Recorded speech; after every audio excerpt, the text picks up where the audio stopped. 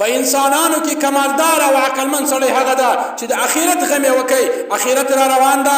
ای عزتمندو مسلمانانو، څو کاله به د عمر وي، اخر مرګ را روان ده. رسول الله صلی الله علیه وسلم عمر مبارک درش په تکاله وو. حضرت ابوبکر صدیق رضی الله تعالی عنہ عمر درش په تکاله وو. حضرت عمر رضی الله تعالی عنہ عمر درش په تکاله وو.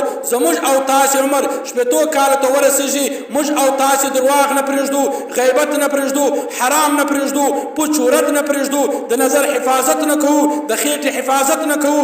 اخر موږ به کله سمیږو؟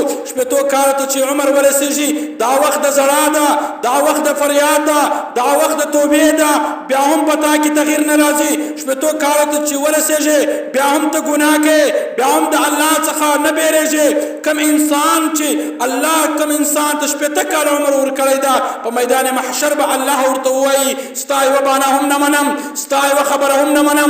ما تا ته شپېته کاله عمر درکړی وو، په دا شپېته کاله عمر کې تا هدایت قبول نه کو، په دا شپېته کاله عمر کې ته الله ته توبه ونه ایسته، اوس بانې کوې.